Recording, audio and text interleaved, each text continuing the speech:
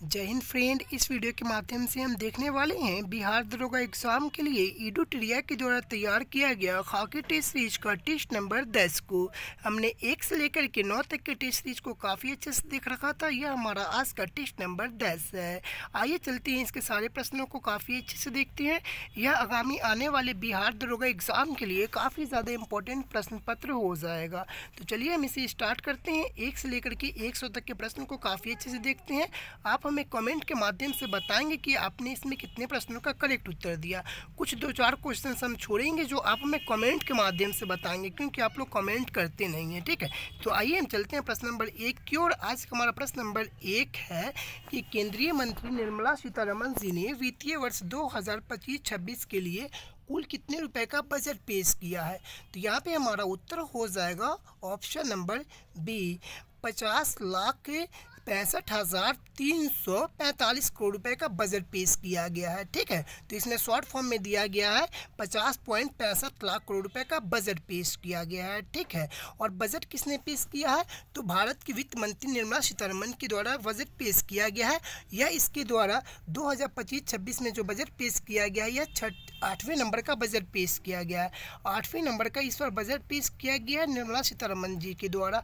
Budget का उल्लेख हमारे भारतीय संविधान में कहीं भी नहीं किया गया है, बल्कि इसे वार्षिक वित्तीय विवरण के रूप में संविधान में प्रस्तुत किया गया है। और इसे किस आर्टिकल में रखा गया है, तो आर्टिकल 112 में रखा गया है। आइए हम देखते हैं प्रश्न नंबर 2 को। प्रश्न नंबर 2 कह रहा है, हाल ही में म्यांमार में आए विनाशकारी भूकंप के बाद भारत सरकार ने किस ऑपरेशन की शुरुआत की है।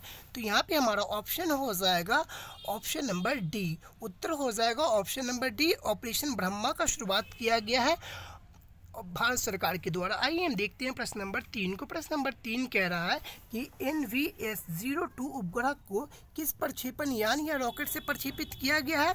तो हमारा उत्तर हो जाएगा option number C correct, GSLV F-15 से प्रक्षेपित किया गया है। ठीक है, आइए हम देखेंगे प्रश्न नंबर 4 को। प्रश्न नंबर 4 कह रहा है कि गुरु मायाधर राउत का हाल ही में निधन हो गया। ये प्रसिद्ध व्यक्तित्व किस शास्त्रीय नृत्य से जुड़े हुए थे। तो इसका उत्तर हो जाएगा हमारा ऑप्शन नंबर बी, ओडिसी नृत्य से जुड़े हुए थे। ठीक है, आइए हम देखते हैं प्रश्न नंबर 5 को। प्रश्न नंबर 5 कह रहा है कि सूची 1 को सूची 2 के साथ सुमिलित कीजिए। तो आइए हम सुमिलित करते हैं। भारत का पहला लेखक गांव कौन बना है, तो उत्तराखंड में मांगा गांव है, वह भारत का लेखक गांव, पहला लेखक गांव बना है। ठीक है, भारत का पहला डिजिटल म्यूजियम कहाँ खुला है, तो महाराष्ट्र के पुणे में खुला है। ठीक है, भारत का पहला ऑक्सीजन पक्षी पार्क कहाँ बना है, तो यह नागपुर महाराष्ट्र में बना है। सौर ऊर्जा से चलने वाला देश का पहला सीमावर्ती गांव कौन बना है, तो यह गुजरात का मसाली गांव बना है। ठीक है, तो इसका उत्तर हो जाएगा हमारा ऑप्शन नंबर बी, 1, 2, 4, 3। आइए हम देखते हैं प्रश्न नंबर 6 को। प्रश्न नंबर 6 कह रहा है कि नीति आयोग की पहली वित्तीय स्वास्थ्य सूचकांक 2025 में बिहार का कौन सा स्थान रहा। तो इसका उत्तर हो जाएगा हमारा ऑप्शन नंबर बी, बिहार का 13वां स्थान रहा। नीति आयोग का स्थापना कब किया गया था, तो योजना आयोग को समाप्त करके नीति आयोग का स्थापना किया गया था 1 जनवरी 2015 को। ठीक है, आइए हम देखते हैं प्रश्न नंबर 7 को। प्रश्न नंबर 7 कह रहा है कि आर्थिक सर्वेक्षण 2024-25 के अनुसार बेरोजगारी दर घटकर कितना प्रतिशत हो गया है। तो हमारा उत्तर हो जाएगा ऑप्शन नंबर बी, बेरोजगारी दर घटकर 3.2% हो गया है। ठीक है, आइए हम देखते हैं प्रश्न नंबर 8 को। प्रश्न नंबर 8 कह रहा है कि निम्नलिखित विकल्पों में से असत्य कथन की पहचान करें। तो इसमें कौन सा असत्य कथन है जो सही नहीं है, तो हमारा उत्तर हो जाएगा ऑप्शन नंबर डी, प्रधानमंत्री गरीब कल्याण अन्न योजना 2019 में नहीं बल्कि 2020 में लाया गया था, कोविड काल में। ठीक है, आइए हम देखते हैं प्रश्न नंबर 9 को। प्रश्न नंबर 9 कह रहा है कि वैभव सूर्यवंशी IPL नीलामी में खरीदे जाने वाले दुनिया के सबसे युवा क्रिकेटर बन गए हैं। वैभव सूर्यवंशी बिहार के किस जिले से संबंधित है, तो वैभव सूर्यवंशी बिहार के समस्तीपुर जिले के रहने वाले हैं। ठीक है, आइए हम प्रश्न नंबर 10 को देखते हैं। प्रश्न नंबर 10 कह रहा है कि हाल ही में एकीकृत त्रिसेवा विशेष बल अभ्यास डेजर्ट हंट 2025 में कहाँ हुआ हुआ है? तो इसका उत्तर हो जाएगा हमारा ऑप्शन नंबर ए, राजस्थान राज्य में हुआ है। ठीक है, आइए हम देखते हैं प्रश्न नंबर 11 को। प्रश्न नंबर 11 कह रहा है कि हाल ही में चर्चा में रही दिया सलाई आत्मकथा किसकी आत्मकथा है? तो यह हमारा उत्तर हो जाएगा option number C, Kailash Satyarthi ji की आत्मकथा है। ठीक है, आप हमें बताइएगा कि the God of small think किसकी आत्मकथा है? The God of small things किसकी आत्मकथा है? आप इन दोनों में से हमें बताइएगा कमेंट में किसकी आत्मकथा है। ठीक है, आइए हम देखेंगे प्रश्न नंबर 12 को। प्रश्न नंबर 12 कह रहा है कि हाल ही में नीति आयोग के CEO के अनुसार भारत किस देश को पछाड़कर दुनिया की चौथी सबसे बड़ी अर्थव्यवस्था बन गया है? तो हमारा उत्तर हो जाएगा ऑप्शन नंबर सी, जापान को पछाड़कर भारत दुनिया की चौथी अर्थव्यवस्था बन गया है। ठीक है, और 2030 तक यह जर्मनी को पछाड़कर भारत की तीसरी अर्थव्यवस्था बनने वाला है। ठीक है, तो हमारा उत्तर हो जाएगा ऑप्शन नंबर सी करेक्ट। आइए हम प्रश्न नंबर 13 को देखते हैं। प्रश्न नंबर 13 कह रहा है कि हाल ही में यशोदा AI अभियान किसके द्वारा चलाया गया है? तो यशोदा AI अभियान चलाया गया है राष्ट्रीय महिला आयोग के द्वारा। राष्ट्रीय महिला आयोग की वर्तमान में अध्यक्ष कौन है? तो विजय रहाटकर जी हैं। राष्ट्रीय महिला आयोग क्या संवैधानिक आयोग है? बिल्कुल नहीं, इसका संविधान में वर्णन नहीं है, बल्कि यह गैर संवैधानिक आयोग है। इसे सांविधिक आयोग कहेंगे हम। ठीक है, राष्ट्रीय महिला आयोग का स्थापना कब किया गया था? तो सन 1992 ईस्वी में राष्ट्रीय महिला आयोग का स्थापना किया गया था। आइए हम देखते हैं प्रश्न नंबर 14 को। प्रश्न नंबर 14 कह रहा है कि हाल ही में टीम इंडिया ने टेस्ट कप्तान कौन बने हैं? हाल ही में टीम इंडिया के नए टेस्ट कप्तान कौन बने हैं? तो हमारा उत्तर हो जाएगा option number C, Shubman Gill बने हैं। ठीक है, आइए हम देखेंगे प्रश्न नंबर 15 को। प्रश्न नंबर 15 कह रहा है कि प्रधानमंत्री नरेंद्र मोदी ने कहां पर इलेक्ट्रिक लोकोमोटिव फैक्ट्री में पहले 9000 हॉर्स पावर इंजन को हरी झंडी दिखाई है? तो हमारा उत्तर हो जाएगा ऑप्शन नंबर बी, गुजरात के दाहोद में। कहाँ? तो गुजरात के दाहोद में। आइए हम देखते हैं प्रश्न नंबर 16 को। प्रश्न नंबर 16 क्या कह रहा है हम उसे देखते हैं। प्रश्न नंबर 16 कह रहा है केंद्रीय कैबिनेट ने वर्ष 2025-26 के खरीफ सत्र के लिए सामान्य धान के MSP को कितना प्रतिशत प्रति क्विंटल कर दिया है? कितना रुपए प्रति क्विंटल कर दिया है? तो हमारा उत्तर हो जाएगा ऑप्शन नंबर बी, 2369 रुपये प्रति क्विंटल कर दिया है। प्रश्न कहा कि केंद्रीय कैबिनेट ने 2025-26 के खरीफ सत्र के लिए सामान्य धान के MSP को कितना रुपए प्रति क्विंटल कर दिया है? तो 2369 रुपये प्रति क्विंटल कर दिया है। MSP का फुल फॉर्म क्या होता है? तो मिनिमम सपोर्ट प्राइस होता है। MSP के अंतर्गत कितने फसल को रखा गया है? तो MSP के अंतर्गत 23 फसलों को रखा गया है। और कौन सा ऐसा फसल है जिसको MSP के अंतर्गत नहीं रखा गया है? तो वह गन्ना हो गया। कौन सा? तो गन्ना है, उसे MSP के अंतर्गत नहीं रखा गया है। आप हमें कमेंट के अंतर बताएंगे कि किस में रखा गया है गन्ना को। ठीक है, आइए हम देखते हैं प्रश्न नंबर 17 को। प्रश्न नंबर 17 कह रहा है कि हाल ही में 46वें आसियान शिखर सम्मेलन 2025 का आयोजन कहाँ पर किया गया है? तो 46वें आसियान शिखर सम्मेलन का आयोजन किया गया है कुआलालंपुर में, मलेशिया की राजधानी कुआलालंपुर में। ठीक है, और वहीं 45वें आसियान शिखर सम्मेलन का आयोजन कहाँ किया गया है? तो 45वें आसियान शिखर का सम्मेलन किया गया था, तो यह वियंतियान में किया गया था। कहाँ किया गया था? वियंतियान, लाओस की राजधानी वियंतियान में किया गया था। ठीक है, आइए हम देखते हैं प्रश्न नंबर 18 को। प्रश्न नंबर 18 कह रहा है कि भारतीय अंतरिक्ष अनुसंधान संगठन इसरो ने 2025 को कौन सा वर्ष घोषित किया है? तो यहाँ पे हमारा उत्तर हो जाएगा कि इसरो के द्वारा 2025 को गगनयान वर्ष के रूप में घोषित किया गया है। ठीक है, विज्ञान एवं क्वांटम का वर्ष भी 2025 को ही घोषित किया गया है। ठीक है, आइए हम देखेंगे प्रश्न नंबर 19 को। प्रश्न नंबर 19 कह रहा है कि निम्नलिखित में से कौन सा कथन असत्य है? कि निम्नलिखित में से कौन सा कथन सत्य नहीं है? तो आइए हम देखते हैं पहले सभी ऑप्शनों को, उसके बाद आपको करेक्ट उत्तर बताते हैं। ऑप्शन नंबर ए कह रहा है कि 1980 के दशक में जनहित याचिका भारत में विकसित की गई थी। बिल्कुल सही है। पर्यावरण से संबंधित समस्या के लिए भी जनहित याचिका दायर की जा सकती है। बिल्कुल सही है। भारत में जनहित याचिका लाने वाले पीएन भगवती जी पहले थे। बिल्कुल सही है। और यहाँ पे कह रहा है ऑप्शन नंबर डी कि यह याचिका केवल सर्वोच्च न्यायालय में ही दायर की जा सकती है। यह बिल्कुल गलत है। यह केवल सर्वोच्च न्यायालय में ही नहीं बल्कि उच्च न्यायालय में भी दायर की जाती है। ठीक है, तो यह सर्वोच्च न्यायालय एवं उच्च न्यायालय दोनों में दायर याचिका की जा सकती है। ठीक है, आइए हम देखते हैं प्रश्न नंबर 20 को। प्रश्न नंबर 20 कह रहा है कि भारतीय संविधान किस तिथि को अंगीकृत किया गया था। भारतीय संविधान को किस तिथि को अंगीकृत किया गया था या पारित किया गया था? तो हमारा उत्तर हो जाएगा ऑप्शन नंबर ए, 26 नवंबर 1949 को अंगीकृत किया गया था, या यहाँ पर लिखेगा पारित किया गया था। दोनों का उत्तर एक ही होगा, 26 नवंबर 1949 को। भारतीय संविधान को बनाने में कितना दिन लगा था? 2 साल 11 महीना 18 दिन लगा था। और कब इसे लागू किया गया? तो 26 जनवरी 1950 को भारतीय संविधान को लागू किया गया था। ठीक है, आइए हम देखते हैं प्रश्न नंबर 21 को। प्रश्न नंबर 21 कह रहा है कि लोकतांत्रिक व्यवस्था के अनुसार निम्नलिखित में से कौन सा विकल्प सही नहीं है। लोकतांत्रिक व्यवस्था के अनुसार निम्नलिखित में से कौन सा विकल्प सही नहीं है? तो यहाँ पे हो जाएगा ऑप्शन नंबर डी कि बहुसंख्यक का शासन। यह गलत हो जाएगा, क्योंकि जिस जाति का संख्या ज़्यादा होगा क्या उसकी लोकतांत्रिक व्यवस्था उच्च होगी? नहीं, ये गलत है। बल्कि हमारे भारत में समान नागरिकता का अधिकार दिया गया, कि सभी को समानता का अधिकार दिया गया है। ठीक है, ये नहीं कि जो बड़े जिसकी जनसंख्या ज़्यादा होगी उसको हम संविधान में उच्च मानेंगे, ऐसा कोई बात नहीं है। ठीक है, आइए हम देखेंगे प्रश्न नंबर 22 को। प्रश्न नंबर 22 कह रहा है कि निम्नलिखित में से कौन सी शर्त भारत की नागरिकता प्राप्त करने के लिए सही नहीं है। निम्नलिखित में से कौन सी शर्त भारत की नागरिकता प्राप्त करने के लिए सही नहीं है? तो यहाँ पे हो जाएगा हमारा उत्तर ऑप्शन नंबर बी, संपत्ति का अधिकार। ठीक है, ऐसे इसे मौलिक अधिकार से समाप्त कर दिया गया है और इसे संवैधानिक अधिकार बना दिया गया है। आइए हम देखते हैं प्रश्न नंबर 23 को।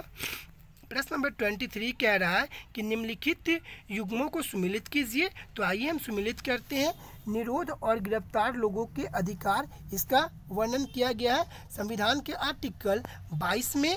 ठीक है, और शिक्षा का अधिकार, इसका वर्णन किया गया है संविधान के अनुच्छेद 21A में। और शांतिपूर्ण ढंग से जमा होने का अधिकार, इसका वर्णन किया गया है आर्टिकल 19 के B में। और कोई भी पेशा चुनने एवं व्यापार करने का अधिकार का वर्णन किया गया है 19 के G में। ठीक है, तो हमने यहाँ पे मिलान कर दिया है, आप इसे देख लेंगे अपने उत्तर को। ठीक है, आइए हम चलते हैं प्रश्न नंबर 24 की ओर। प्रश्न नंबर 24 कह रहा है कि किसी निचली अदालत के द्वारा अपने अधिकार क्षेत्र का अतिक्रमण कर किसी मुकदमे की सुनवाई करने पर उच्च न्यायालय या फिर उच्चतम न्यायालय या उच्च न्यायालय कौन सी रीट जारी करती है? तो उत्तर हो जाएगा हमारा ऑप्शन नंबर बी, प्रतिच्छेद आदेश जारी करती है। रीट कितने प्रकार के होते हैं? 5 प्रकार के रीट होते हैं। ठीक है, अगर किसी के मौलिक अधिकार का हनन होता है तो वह संविधान के आर्टिकल 32 के तहत सर्वोच्च न्यायालय में और आर्टिकल 226 के तहत उच्च न्यायालय में अपनी बातों को रख सकते हैं। ठीक है, आइए हम देखते हैं प्रश्न नंबर 25 को। प्रश्न नंबर 25 क्या कह रहा है? प्रश्न नंबर 25 कह रहा है कि निम्नलिखित में से कौन से विषय अनुसूची 11 में सम्मिलित है? तो इसका उत्तर हो जाएगा अनुसूची 11 में कौन कौन से विकल्प सम्मिलित है? तो लघु सिंचाई, जल प्रबंधन, जल संचय का विकास, पेयजल, गरीबी उन्मूलन, शिक्षा प्राथमिक और माध्यमिक दोनों स्तर पर, तकनीकी शिक्षा एवं व्यावसायिक शिक्षा, ये सभी। ठीक है, तो ये सभी के सभी अनुसूची 11 में वर्णित है। ठीक है, उत्तर हो जाएगा ऑप्शन नंबर डी, उपयुक्त में से सभी। ठीक है, आइए हम देखते हैं प्रश्न नंबर 26 को। प्रश्न नंबर 26 कह रहा है कि बिहार के जेपी यानी कि जयप्रकाश नारायण आंदोलन से संबंधित निम्नलिखित कथनों में से कौन सा कथन असत्य है? तो यहाँ पे हमारा उत्तर हो जाएगा ऑप्शन नंबर सी, जेपी आंदोलन ने छात्रों का नियंत्रण इस शर्त पर स्वीकार किया कि आंदोलन अहिंसक रहेगा और अपने को सिर्फ बिहार तक ही सीमित रखेगा। आंदोलन अहिंसक रहेगा, ये बिल्कुल सही था। ठीक है, लेकिन यह अपने आप को बिहार तक ही सीमित रखेगा, यह गलत है। यह बिहार तक ही सीमित नहीं बल्कि आगे लेवल तक जाएगा। ठीक है, हमारा प्रश्न नंबर, चलिए हम आगे देखते हैं प्रश्न नंबर 27 को। इसका उत्तर हो जाएगा ऑप्शन नंबर सी, हमने लगा दिया था। ठीक है, इसका उत्तर हो जाएगा ऑप्शन नंबर सी। ठीक है, आइए हम देखते हैं प्रश्न नंबर 27 को। प्रश्न नंबर 27 कह रहा है कि पंचायत समिति के प्रधान प्रमुख का चुनाव कौन कराता है? तो यहाँ पे हमारा उत्तर हो जाएगा ऑप्शन नंबर सी, पंचायत समिति के सदस्यों के द्वारा। ठीक है, आइए हम देखेंगे प्रश्न नंबर 28 को। प्रश्न नंबर 28 क्या कह रहा है उसे देखते हैं। प्रश्न नंबर 28 कह रहा है कि राज्यपाल की विधायी शक्तियों के संबंध में निम्नलिखित में से कौन सा कथन सही नहीं है? तो यहाँ पे हमारा उत्तर हो जाएगा ऑप्शन नंबर डी, वह स्वयं विवेक में मुख्यमंत्री तथा अन्य मंत्रियों की नियुक्ति एवं उनके पद का वितरण कर सकता है। यह गलत है। ठीक है, यह सही नहीं है। आइए हम देखते हैं प्रश्न नंबर 29 को।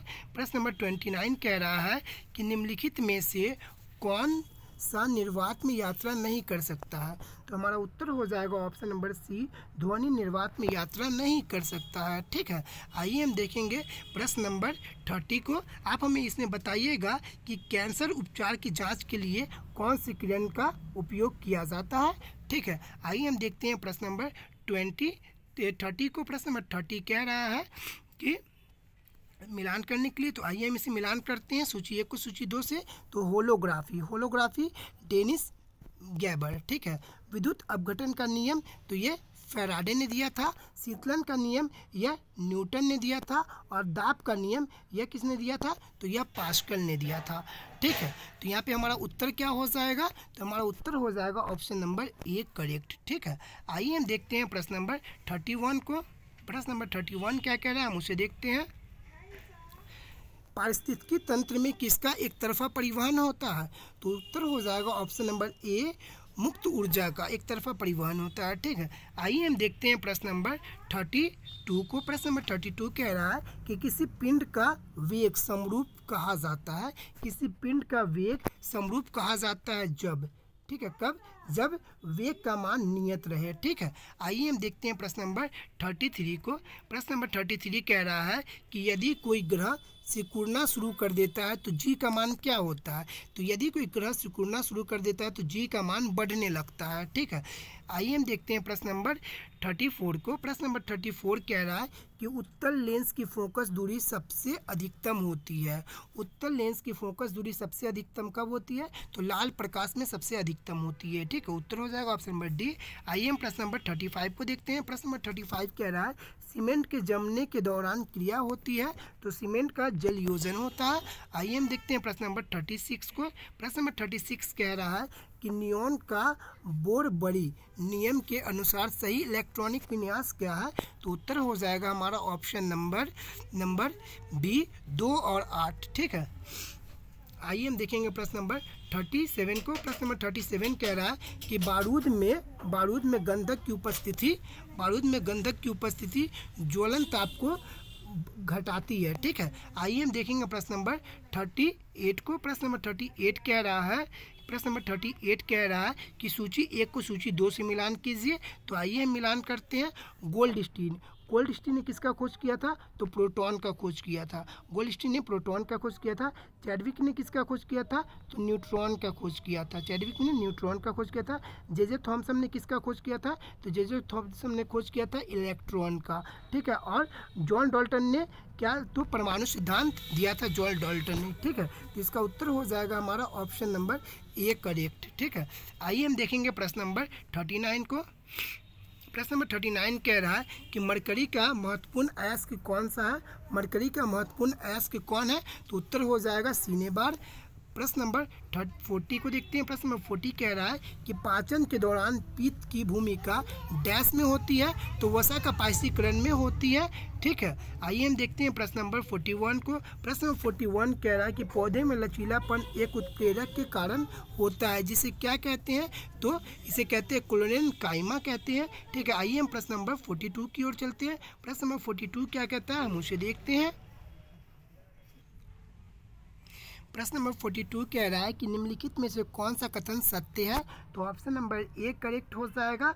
अपचयन अभिक्रिया के दौरान परमाणु में इलेक्ट्रॉन ग्रहण होते हैं। ठीक है, आइए हम प्रश्न नंबर 43 को देखेंगे। प्रश्न नंबर 43 कह रहा है कि सूची 1 को सूची 2 से मिलान कीजिए। आइए हम इसे मिलान करते हैं। देखिए, सबसे विषैली मछली कौन सी है? तो सबसे विषैली मछली जो होती है वह है स्टोन मीन। ठीक है, सबसे बड़ा विषाणु कौन सा है? तो सबसे बड़ा विषाणु होता है पॉक्स। ठीक है, सबसे बड़ा विषाणु कौन है? तो पॉक्स है। सबसे ऊंचा स्तनपायी कौन सा है? तो सबसे ऊंचा स्तनपायी जिराफ है। सबसे ऊंचा स्तनपायी कौन सा है? तो जिराफ है। और सबसे छोटा जंतु कौन सा है? तो सबसे छोटा जंतु है अमीबा। ठीक है, तो इसका उत्तर हो जाएगा ऑप्शन नंबर ए करेक्ट। ठीक है, आइए हम देखते हैं प्रश्न नंबर 40। आइए हम देखते हैं प्रश्न नंबर 40। एक सेकेंड, हाँ, आइए हम देखते हैं प्रश्न नंबर 44 को। प्रश्न नंबर 44 क्या कह रहा है कि निम्नलिखित में से कौन सा पादप हार्मोन पौधों की वृद्धि को रोकता है? तो पौधे की वृद्धि को कौन रोकता है? तो एब्सिसिक एसिड रोकता है। ठीक है, एब्सिसिक अम्ल यह पौधे की वृद्धि को रोकता है। और पौधे की वृद्धि किसके कारण होती है? तो पौधे की वृद्धि होती है ऑक्सीन और जिबरेलिन्स ये सब के कारण। ठीक है, आइए हम देखेंगे प्रश्न नंबर 45 को। प्रश्न नंबर 45 कह रहा है कि सूची 1 को सूची 2 से मिलान कीजिए। आइए मिलान करते हैं। सबसे बड़ी हड्डी कौन सी होती है? तो सबसे बड़ी हड्डी होती है फीमर, जो जांघ में पाई जाती है। सबसे बड़ी ग्रंथि कौन सी होती है? तो सबसे बड़ी ग्रंथि होती है लीवर। और सबसे छोटी पेशी कौन सी होती है? तो सबसे छोटी पेशी जो होती है वो होती है स्टेपियस होती है सबसे छोटी पेशी। और सबसे छोटी हड्डी कौन सी होती है? तो सबसे छोटी हड्डी होती है स्टेपिस, यह कान में पाई जाती है। ठीक है, तो हमने काफ़ी अच्छे से ये सभी को मिलान कर दिया है, आपने देख लेंगे। ठीक है, आइए हम देखेंगे प्रश्न नंबर 46 को। प्रश्न नंबर 46 क्या कह रहा है उसे देखते हैं। प्रश्न नंबर 46 कह रहा है कि सूची 1 को सूची 2 से मिलान कीजिए। तो आइए हम यहाँ पे मिलान करते हैं। ठीक है, देखिए, माइटोकॉन्ड्रिया क्या निर्माण करता है? तो एटीपी का निर्माण करता है। क्लोरोप्लास्ट क्या करता है? तो प्लास्ट प्रकाश संश्लेषण करता है। लाइसोसोम क्या करता है? तो लाइसोसोम प्रोटीन संश्लेषण करता है। ठीक है, और राइबोसोम क्या करता है? तो अंतःकोशिकीय पाचन करता है। ठीक है, आइए हम देखेंगे प्रश्न नंबर 47 को। प्रश्न नंबर 47 कह रहा है कि मवेशियों को दिया जाने वाला कौन सा दर्द निवारक दवा भारत में गिद्धों के लगभग विलुप्त होने के लिए उत्तरदायी है? तो उत्तर हो जाएगा डाइक्लोफेनिक्स। ठीक है, आइए हम देखते हैं प्रश्न नंबर 48 को। प्रश्न नंबर 48 क्या कह रहा है हम उसे देखते हैं। कार्बन के अप्रूव के संबंध में निम्नलिखित में से कौन सा कथन सही नहीं है? ठीक है, तो यहाँ पे हमारा उत्तर हो जाएगा ऑप्शन नंबर डी।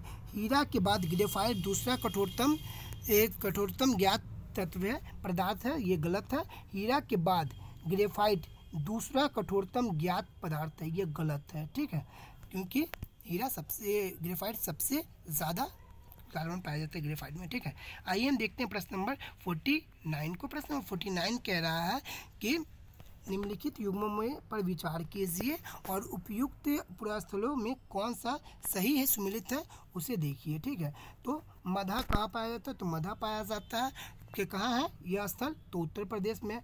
बुर्ज होम कहाँ पाया जाता है? तो बुर्ज होम पाया जाता है, ये बुर्ज होम स्थल है कश्मीर में। और हल्लूर कहाँ है? तो हल्लूर कर्नाटक में है। और पयमपल्ली कहाँ है? तो यह तमिलनाडु में है। पयमपल्ली कहाँ है? तमिलनाडु में है। तो कौन सा सही सम्मिलित नहीं है? तो 3 और 4 ये सही सम्मिलित नहीं है। 3 और 4 सही सम्मिलित नहीं है, उत्तर हो जाएगा सी। ठीक है, आइए हम देखेंगे प्रश्न नंबर 50 को। प्रश्न नंबर 50 कह रहा है कि दक्षिणापथ के स्वामी के रूप में निम्नलिखित में से किस शासक को जाना जाता है? तो उत्तर हो जाएगा हमारा ऑप्शन नंबर ए, सातवाहन शासक को जाना जाता है। ठीक है, आइए हम देखेंगे प्रश्न नंबर 51 को। प्रश्न नंबर 51 कह रहा है कि आर्यों ने सूक्तों की रचना की थी। आर्यों ने सूक्तों की रचना की थी तो देवताओं की स्तुति में। ठीक है, देवताओं की स्तुति में की थी। प्रश्न नंबर 52 को देखते हैं। प्रश्न नंबर 52 कह रहा है कि अशोक के अभिलेखों के संदर्भ में निम्नलिखित कथनों में कौन सा कथन सही नहीं है? तो हमारा उत्तर हो जाएगा यहाँ पे ऑप्शन नंबर डी, अशोक की कुछ राजाएं यूनानी भाषा में थी और अफगानी में खुदवाई गई थी। ठीक है, हमको इसमें तो कुछ डाउट लग रहा है। ठीक है, यहाँ पे उत्तर हो जाएगा हमारा ये ऑप्शन नंबर सी। ठीक है, ऑप्शन नंबर सी करेक्ट हो जाएगा, डी नहीं। ऑप्शन नंबर हमारा यहाँ पे करेक्ट हो जाएगा सी। अशोक के अभिलेखों की भाषा आमतौर पे प्राकृतिक में थी, केवल प्राकृतिक में नहीं थी, इसमें ब्राह्मी भी थी, क्योंकि प्राकृतिक जो थी वह उच्च लोगों की भाषा थी। ठीक है, और ब्राह्मी और खरोष्टी जो थी वो सब लोग पढ़ सकते थे। ठीक है, इसीलिए यहाँ पर ऑप्शन नंबर सी करेक्ट हो जाएगा। आइए हम देखते हैं प्रश्न नंबर 53 को। प्रश्न नंबर 53 क्या कह रहा है उसे देखते हैं। प्रश्न नंबर 53 कह रहा है कि गुप्तकालीन धर्म के संदर्भ में निम्नलिखित में से कौन सा कथन सही नहीं है। गुप्तकालीन धर्म के संदर्भ में निम्नलिखित में से कौन सा कथन सही नहीं है, तो यहाँ पे हमारा उत्तर हो जाएगा ऑप्शन नंबर बी, गुप्त नरेश विष्णु के उपासक नहीं थे। ये गलत है, उपासक थी। ठीक है, आइए हम देख लेंगे प्रश्न नंबर 54 को। प्रश्न नंबर 54 कह रहा है कि दिल्ली सल्तनत के किस शासक को एकता प्रथा को शुरू करने का श्रेय दिया जाता है। तो एकता प्रथा को शुरू करने का श्रेय दिया गया था किसको, तो इल्तुतमिश को दिया गया था। ठीक है, इल्तुतमिश को गुलामों का गुलाम कहा जाता था। ठीक है, आइए हम देखते हैं प्रश्न नंबर 55 को। प्रश्न नंबर 55 कह रहा है कि मुगल काल में जमींदार शब्द का प्रयोग किसके लिए किया जाता था।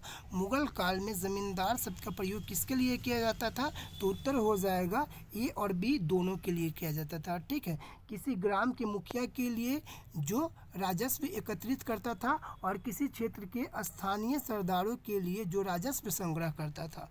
ठीक है, आइए हम देखते हैं प्रश्न नंबर 56 को। प्रश्न नंबर 56 कह रहा है कि कौन सा सुमिलित नहीं है। प्रश्न नंबर 66 कह रहा है कौन सा सुमिलित है। ठीक है, 56 कह रहा है कौन सा सुमिलित है, तो यहाँ पे हो जाएगा ऑप्शन नंबर सी, गीत गोविंद। यह जयदेव के द्वारा लिखा गया है। ठीक है, आइए हम देखेंगे प्रश्न नंबर 57 को। प्रश्न नंबर 57 कह रहा है कि टीपू सुल्तान के विरुद्ध अंतिम युद्ध में अंग्रेजी सेना का नेतृत्व निम्नलिखित में से किसने किया था।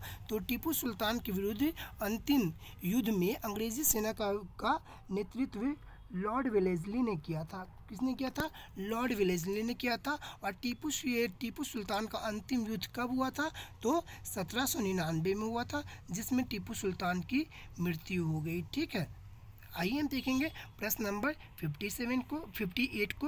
प्रश्न नंबर 58 क्या कह रहा है उसे देखते हैं। भगत सिंह के संदर्भ में निम्नलिखित में से कौन से कथन पर विचार कीजिए। भगत सिंह के संदर्भ में निम्नलिखित कथनों पर विचार कीजिए, तो यहाँ पे करेक्ट हो जाएगा ऑप्शन नंबर ए, 1 और 2 दोनों सही हो जाएगा।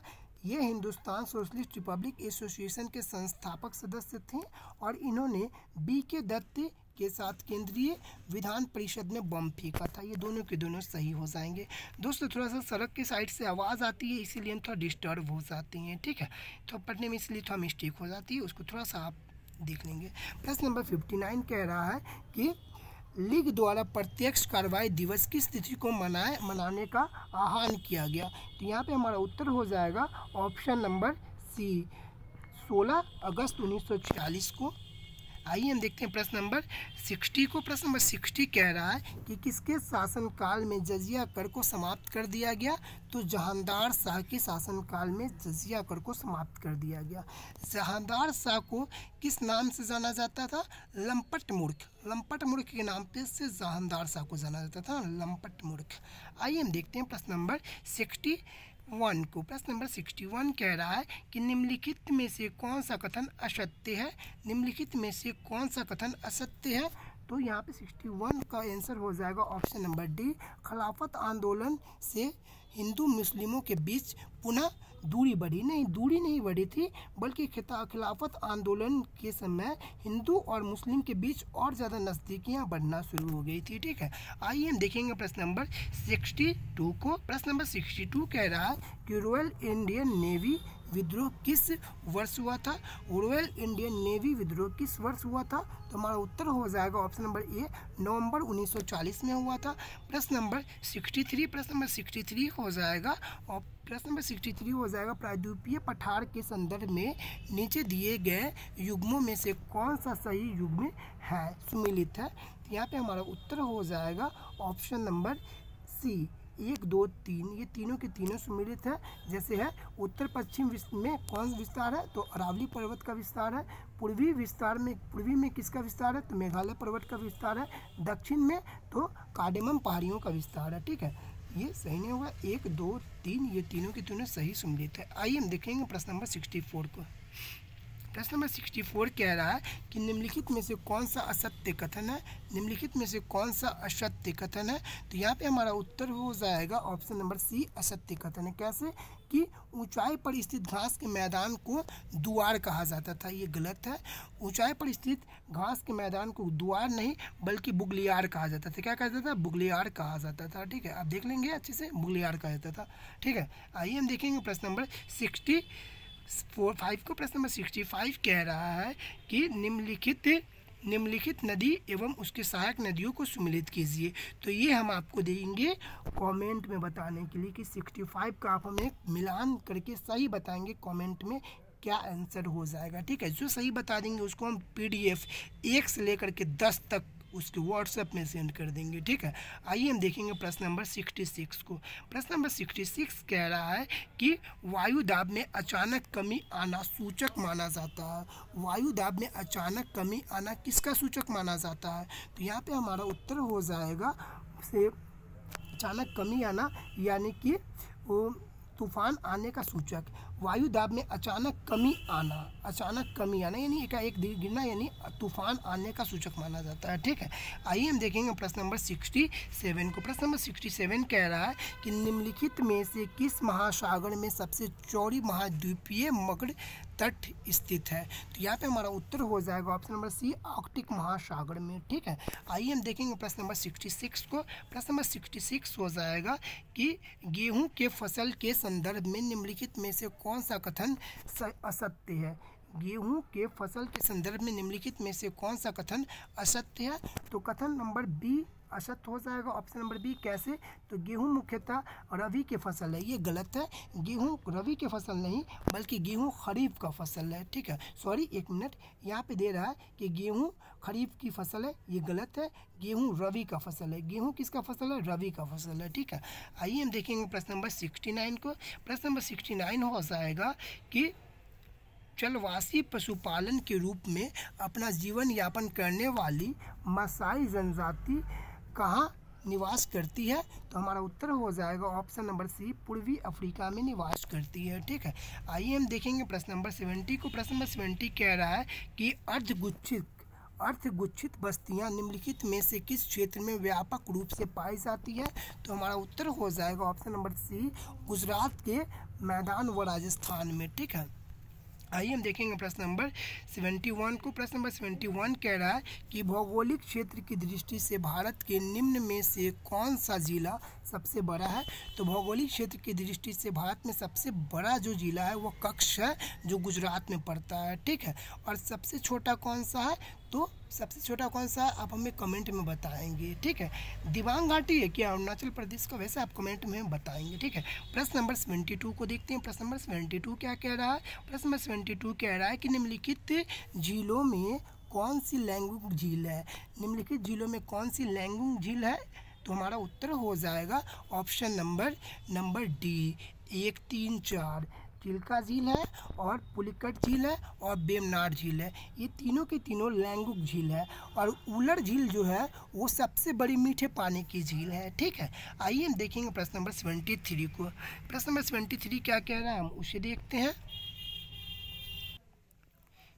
प्रश्न नंबर 73 कह रहा है कि उष्णकटिबंधीय घास के मैदान कौन से हैं, तो उत्तर हो जाएगा हमारा ऑप्शन नंबर सी, उष्णकटिबंधीय घास के मैदान को सवाना घास का मैदान कहते हैं। ठीक है, आइए हम देखते हैं प्रश्न नंबर 74। प्रश्न नंबर 74 कह रहा है कि निम्नलिखित में से किस राज्य की समूह सीमाएं बांग्लादेश से जुड़ी हुई है। निम्नलिखित में से किस राज्य की समूह सीमाएं बांग्लादेश से जुड़ी हुई है, तो हमारा उत्तर हो जाएगा ऑप्शन नंबर सी, पश्चिम बंगाल, असम, त्रिपुरा, मेघालय और मिजोरम, ये सभी की सभी बांग्लादेश से सीमा साझा करती है। और कहीं कहीं में पूछ लेता है कि म्यांमार राज्य से कौन कौन से जिला स्टेट लगती हैं। ये पूछा गया है बिहार दरोगा या बीपीएससी के एग्ज़ाम में कि म्यांमार देश से कौन कौन से भारत के राज्य लगते हैं। तो सबसे पहले अरुणाचल प्रदेश लगता है, फिर नागालैंड लगता है, फिर मणिपुर लगता है और फिर मिजोरम लगता है। तो ये चारों राज्य म्यांमार से लगता है। कौन कौन से? तो अरुणाचल प्रदेश, नागालैंड, मणिपुर और मिजोरम। ठीक है, ये चारों के चारों म्यांमार से लगने वाले राज्य हैं। आइए हम देखते हैं प्रश्न नंबर 75 को। प्रश्न नंबर 75 कह रहा है कि मरमरा सागर जोड़ता है। तो मरमरा सागर जोड़ता है इंजीन सागर को काला सागर से जोड़ता है। दोस्तों वीडियो थोड़ी लंबी हो रही है, हम इसको थोड़ा तेज़ी में करने का प्रयास करते हैं। ठीक है, प्रश्न नंबर 76 को कह रहा है कि केरल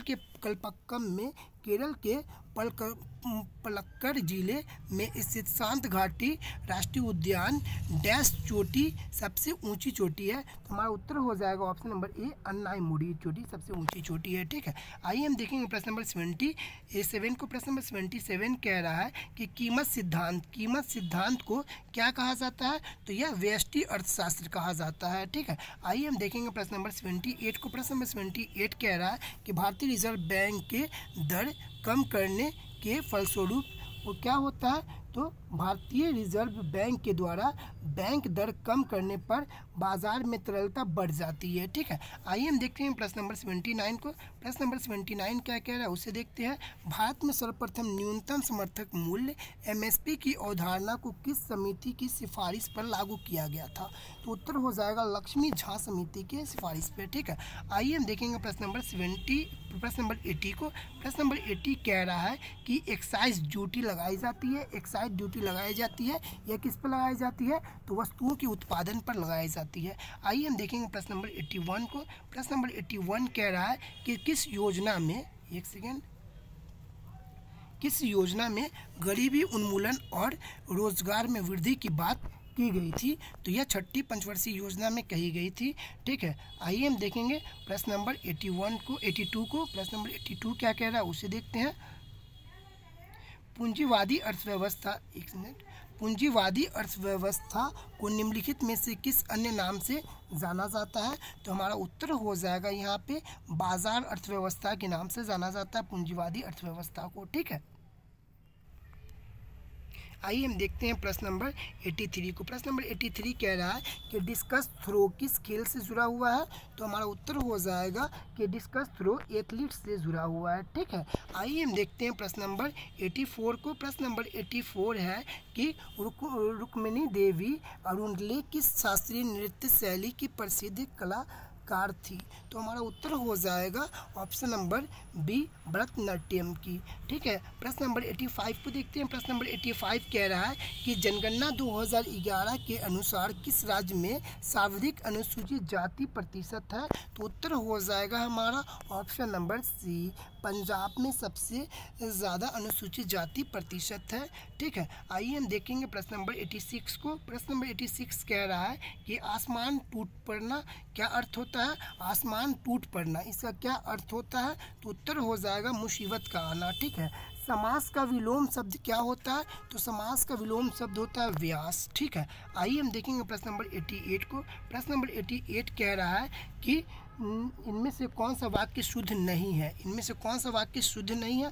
तो हमारा उत्तर हो जाएगा ऑप्शन नंबर ए, विष्णु के अनेकों नाम है, यह शुद्ध नहीं है क्योंकि यहाँ पर होता है कि विष्णु के अनेक नाम है। ठीक है, अनेक नाम है, ना कि अनेकों नाम है। ठीक है, आइए हमारा देखते हैं प्रश्न नंबर 89 को। प्रश्न नंबर 89 कह रहा है, इंग्लिश का है, choose the correct passive from the given sentence, no one told me about the accident. ठीक है, तो यहाँ पे बदलना है एक्टिव से पैसिव में, आप देख लीजिएगा। ठीक है, इसका हमें उत्तर बताइए कमेंट में 89 का। ठीक है, आइए हम देखते हैं प्रश्न नंबर 90 को।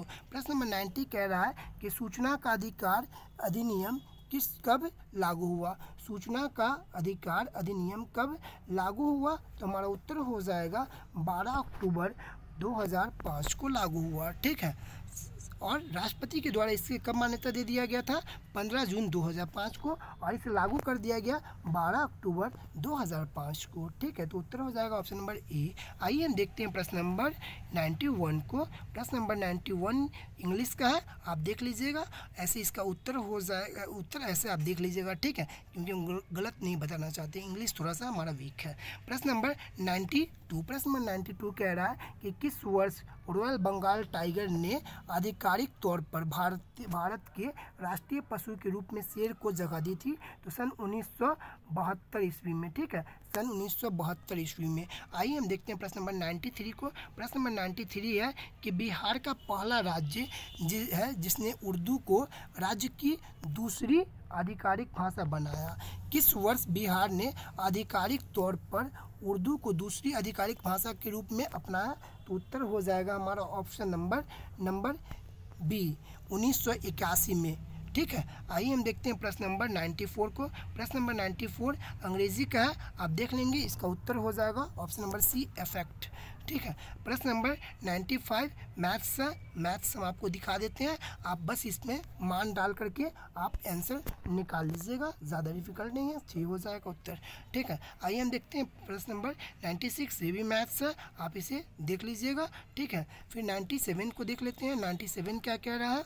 97 मैथ्स है, आप देख लीजिएगा, टाइम एंड डिस्टेंस है, बना लीजिएगा इसको, 850 आंसर आ जाएगा। ठीक है, आइए हम देखते हैं प्रश्न नंबर 98, देख लीजिएगा, ये रीजनिंग है।